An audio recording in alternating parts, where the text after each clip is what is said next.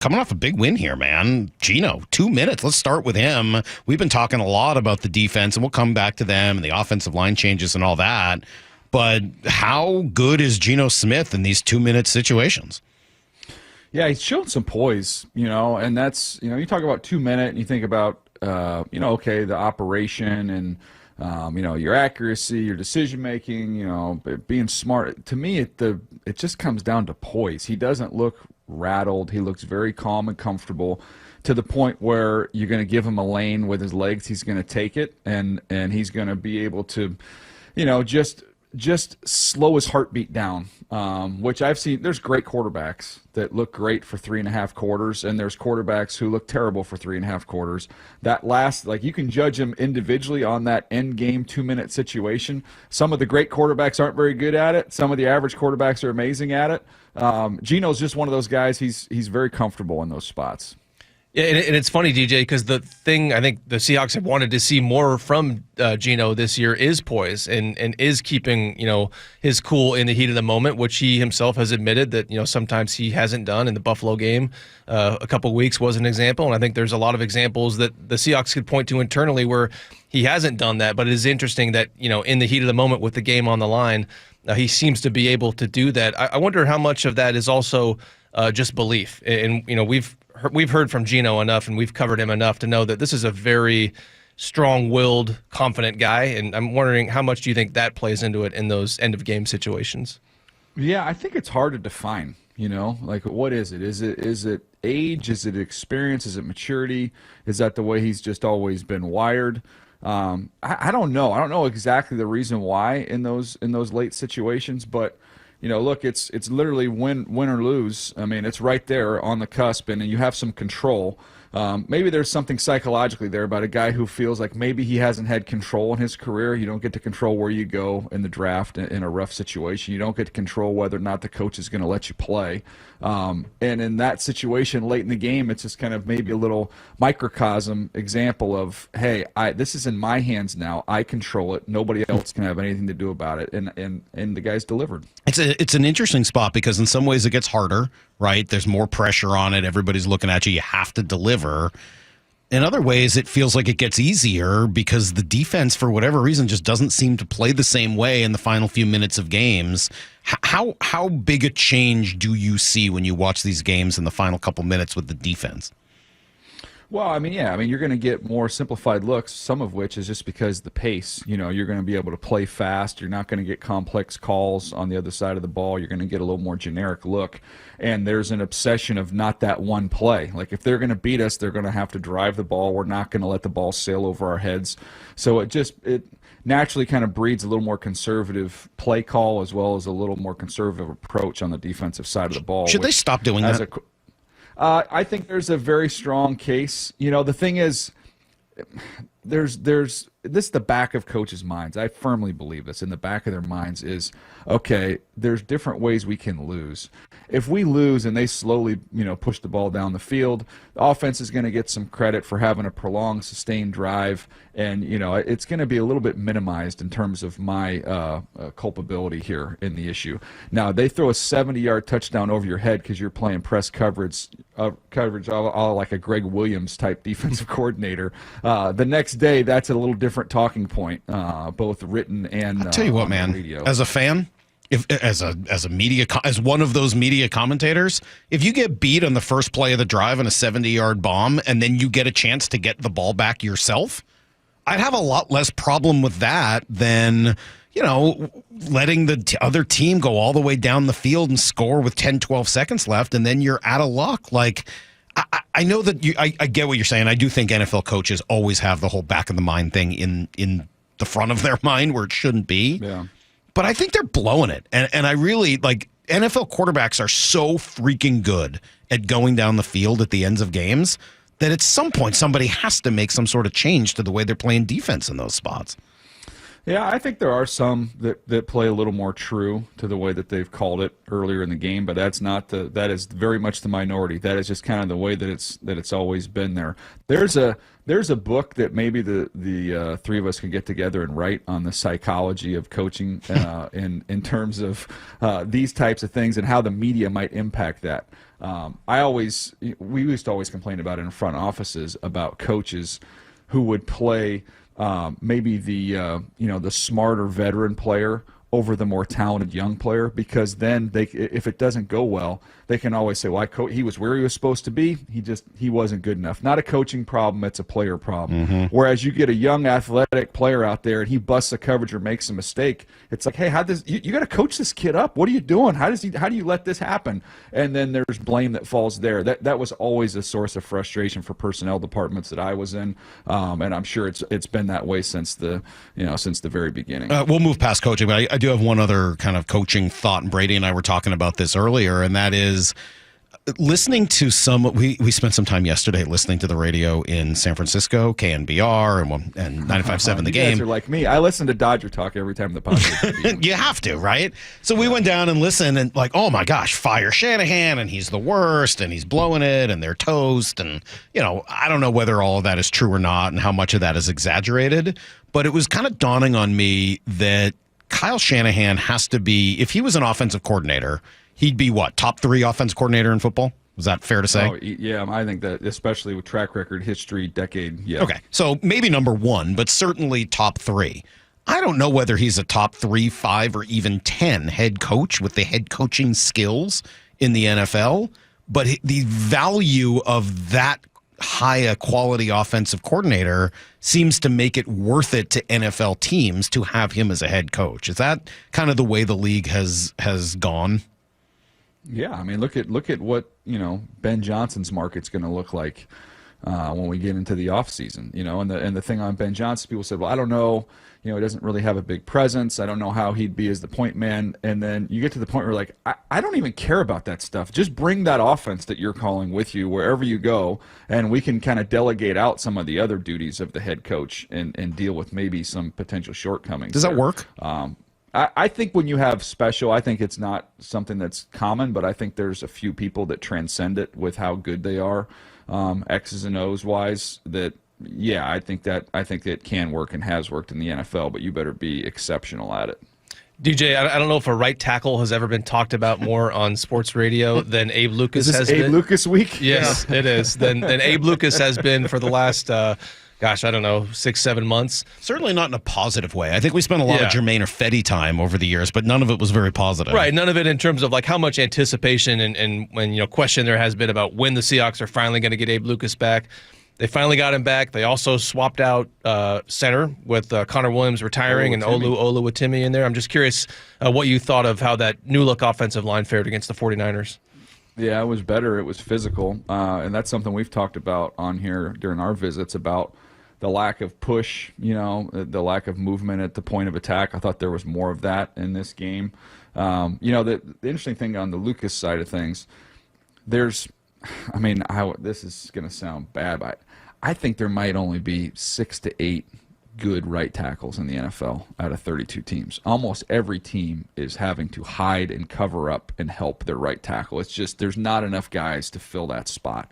So the bar is not super high. If you can just get a functional right tackle, you're ahead of the curve. You're in the top half of the league if you can get a functional right tackle.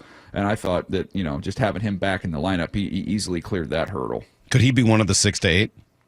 Yeah, he's got the ability to be one of those guys. Absolutely. It's always funny to me as we start getting closer to the off season and closer to my time with the draft, is that I'll call a lot of GMs and buddies around the league, and it's pre-free agency and just trying to get they're doing some self-scouting and looking at their own roster. And I'm always like, okay, so what are you shopping for? What are some of the needs you feel are glaring? And it's like, we could really use a right tackle in a corner. And I'm like, yeah, well, so could the other 32 teams. Yeah, and that's what I was going to ask you there is obviously we've heard a lot about just the lack of quality offensive linemen in general and how much the college game is playing into that. Do you think that issue is more pronounced at right tackle than it is at other positions on the offensive line? And if so, why? Yeah, I think so, because it's still an island position. The tackles are island positions where you're just going to be exposed. Whereas interior 3, if you're smart and tough, like we always joke. Look, if you started for 30+ games in the Big Ten and you were smart and tough, it didn't matter if you're the stiffest guy in the world. You can play. You'll play in the NFL for a decade because you get to play with neighbors. You don't necessarily get to play with neighbors when you're out there at tackle. And left tackle's just been the more athletic primary position from these kids since they were coming out of high school into college and going to the NFL. So those guys, you just get, that's a little more complete player, whereas a right tackle he's kind of like half left tackle, half guard, like you don't get the complete player there. And athletically, your limitations can get exposed at that spot. Before we move to the defense, that's 2 great games in a row from Jaxon Smith-Njigba. Is this the breakout? Is this real? I think so. You go back and watch all the targets. It's outside, it's inside, it's working in the middle of the field. It's a couple schemed up plays, but then there's separation, there's catches in traffic. I mean, when you take it all in, it's a complete performance and not something you could just kind of pigeonhole him as he's slot only. He can only work on some of these little option routes and whip routes. He won a lot of different ways, and that's where the ball was going too. Geno's very confident, very comfortable with him, and that's been a trend that we see continuing. So I think it's real. I think that the takeaways from me going back through that tape was the JSN stuff, which was very positive, and then really the 2 off-ball linebackers playing really, really well. With Tyrese Knight stepping in and doing a really nice job, playing really well as a young player, and then Ernest Jones. We talked about it, but when that trade happened, but I don't know what the deal is with that situation, because he's on 3 teams now, and I've yet to see him play like bad football. He's a good football player, and I don't know why he keeps getting moved. But he played really well in that game. We've talked a lot about him this week, and I'm going to play you some sound about Coach McDonald talking about him. But when you say he's a good football player, what is it you're seeing on film that makes you say that? He's got really good eyes. He can run. You're not going to get on the field if you can't run at that position anymore. You just can't. So he's athletic. He can run. You'll see him in coverage, do some nice things. But he's getting that first step. He's getting out there quick because he's seeing it. He's sorting through things. He had a tackle on Purdy in space where Purdy takes off and goes. And a lot of times you kind of get one-on-one in space. Those are they can be ugly tackles. They're kind of falling to the ground. You grab a leg. Those are not easy. I don't care if it's a quarterback, running back, receiver. In space, he just zeroes in on him, chests him up, and puts him right on the ground. Like, he's just a really, really good tackler to go along with having really good eyes. Does he seem like the kind of player who can elevate others around him? And I ask because, something we heard from Leonard Williams when we were asking him about the issues in run defense, he pointed to sort of, I don't know if he used this exact term, but he was talking about a lack of trust, and guys were sort of trying to do more than their own job because they weren't confident that, guys around them would make the play, and they were trying to do a little bit too much. Is Ernest Jones the kind of guy who could maybe clean some of that stuff up? Yeah, I mean, it's just, it's kind of like a vacuum cleaner there at the second level. So, if you can keep him clean and keep guys off of him, especially as he's wearing that bulky arm brace, that's the one maybe piece of kryptonite is he's not going to be able to get off a lot of blocks. But they've done a pretty good job of keeping him clean and then just let him see and sort and fill and make tackles. So, any bad defense, you can find a lack of trust at the center of it because you got guys trying to, make plays that aren't their plays to make. You jump out of gaps, you get cutback runs, you get huge plays. So I do think that's interesting word choice because trust is a big factor in any good defense. I'm going to play you some sound from Mike McDonald talking about Ernest Jones. It's not going to surprise you at all that Brock and I loved this sound and spent quite a bit of the day yesterday talking about it. I talked about it with Brady earlier today. But Brock was specifically asking Coach about getting to know Ernest Jones, and this is what he said. Man, I think we're still getting to know him too. But I mean, he's like Cool Hand Luke, man. He's just like super, like he's just steady, poised, loves ball. He's just like we love guys that love football because we're gonna do a lot of it. And if you love it, then like the process will we believe that if we do it right, we'll take care of itself, and you kind of grow throughout doing it. If you kind of resist the process and like football is not fun to you, and you're kind of like you like what football does for you, but you don't like doing football. This isn't a great program for you because we do a lot of it and we're constantly talking it all the time. And so he's one of those guys that loves ball. Okay, so let's skip over the fact that that's rare, right? It's more rare than it should be to have guys that truly love ball. And I'll even make the leap and say that it might be more important in McDonald's system than in some others, just because of the complexity of the defense and how important it seems to be to him to find guys who want to not just play, but really work on it behind the scenes in the film room, X's and O's, etc. As a scout, how hard is it to find those guys, and what do you do to figure out whether or not guys love not just playing, but the action of learning ball? Yeah, that's literally, you just nailed the question of how do you scout players, because that is the secret sauce of what makes great players, is finding out how much they love football. And we always would joke about it, and I love asking this question to people when I'm talking with personnel friends. Like, what questions do you ask? How do you try and arrive at this information? And who do you talk to? What are the great sources? And I'll just give you examples of the stuff that I learned that benefited me. Try and find out if a guy loves football. Well, the coach that you talk to on campus might say he loves football. He loves football as much as anybody I've ever had. Okay, I'm not just going to take you at your word. You know who I'm going to go talk to? I'm going to go talk to the video guy, and I'm going to say, how much extra tape does he watch? The video guys keep longer hours than anybody. When does he leave the facility? Is he around here all the time? And now with the technology, they can give you exact hour counts of how much on his iPad he's watched video throughout the week. So that tells me you're passionate and you love it. If you're spending a lot of time in the facility, in the video, and then if I go down and talk to the strength coach and they say that they've got to kick you out of the weight room because you're always in there and you're always trying to get healthy and get better for the next game, like, there's a level of importance to it. One of the other things that I loved we used to do is you sit in the combine interview room and you're talking to these guys, and the first part is the background stuff, right? So you're asking them about their family background and what sports they played. And so if guys can see me, they'll be sitting in the combine room like this. So they're just kind of sitting slouched down like this.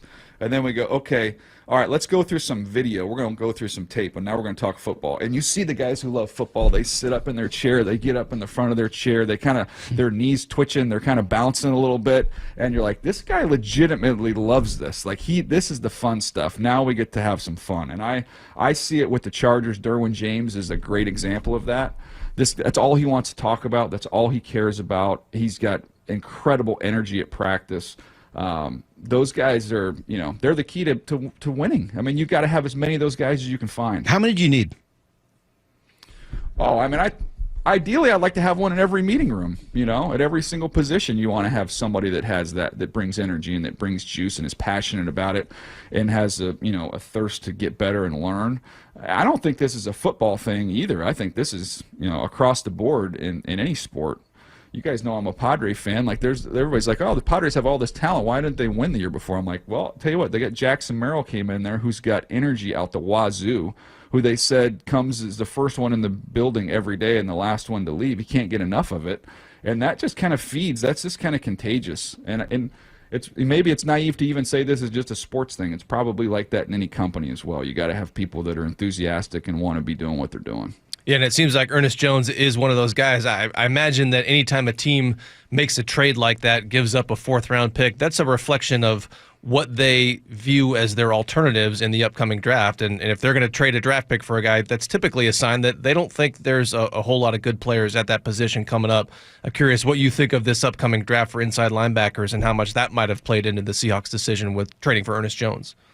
Yeah, I'm not there yet. I'll have a better handle on it as we probably get a little deeper. About a month in, I'll have a better hold on the draft class. It's kind of like January is when I'll have my first thing come out. So this is going to be a busy 6 weeks for me here, jumping in on those guys. No 7-round mock coming out next week? Yeah, the 7-round mock is still under construction. I'm going to need some work on that one. But the thing I will say is that off the ball linebackers, there's not many of them every year, It's just in terms of the big-time impact guys. It's not a position that's really stressed at the collegiate level. They just play. They throw as many DBs out there as they want. They could put a linebacker next to his name, but you're playing with a bunch of DBs. So it's not as important in in the football world as it once was in terms of at the college level throwing those guys in those spots. We just don't see a ton of them. Hey, are the Niners done? I keep going back and forth. I mean, the thing that's the problem is the rest of the division screwed up and nobody's run away from them. So they're not playing well, but yet there's no separation in the division. So they still have time to put it together and figure it out. They're not playing well. They don't look good, but they're still alive. And you just have that thought of, man, are they just kind of going through the motions? Are they just bored? They've been in the postseason, made so many deep runs that they're just kind of want to push the fast forward button to get to the playoffs. And that can definitely catch up to you, and you can be in trouble and not make the postseason. But the rest of the division is screwed up and hasn't run away from them while they're in this low. So I guess similar question: are the Cardinals for real? Are they good? I went into that game when they played the Chargers, and in that stadium coming in there thinking this is a team that's probably going to pick in the top 10. Like I did not think, the way they were playing at that point in time, that this was a great football team.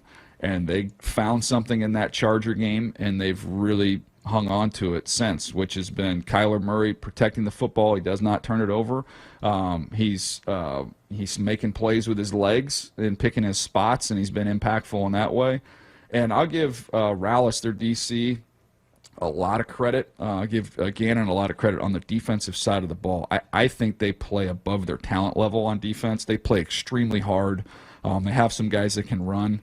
But, I think if you looked at them up front, you wouldn't go through the scouting report and be scared to death of the individual players. But they play really, really hard. That's a well-coached football team. Yeah, Kyler Murray had a comment the other day, I think it was after maybe the Jets game, where he completed like 90-something% of his passes at one point, had 17 completions in a row. And he talked about how football being taken away from him last season was kind of a impactful experience. And the book on him has always been the guy who's very talented, but maybe doesn't have the kind of desire. And there was obviously that weird clause in the contract about studying. And I'm just wondering how much you think that could be impacting him as just a different mindset, maybe more of a recommitment to football, perhaps. Is that maybe playing a difference in how he's playing right now? Yeah, maybe it's just just kind of maturing, just kind of growing up. Everybody doesn't always on the same path to maturity, and maybe that's just come with a little age. He's been paid, so you kind of get to the point where it's like, what's my motivation here? I've got the money. I've had some individual success. Obviously, the ultimate individual success at the collegiate level, high school level. Now it's just I feel like he's to the point where it's just about winning, and he wants to be a winner. And I don't know how long that took, or if the light came on, or if this is just kind of a slowly. He's kind of figured that out, but he's playing good football, so that's all I know is you watch him, and he's protecting the football, and he's picking his spots with his legs, and it's a formula that sure is working for him. I love it. Well, Seahawks could be in first place by the time we talk to you next, as strange as that sounds, right? Beat the Cardinals. The letter grade goes up, but from a B- to a B+, by the way. I would hope so. Yeah, that's a pretty good win for them, and certainly the defense played about as well as you'd like them to. DJ, great stuff as always. We will talk to you next week. Have a good week. I appreciate it. Take care, guys. All right, there you go. Daniel Jeremiah.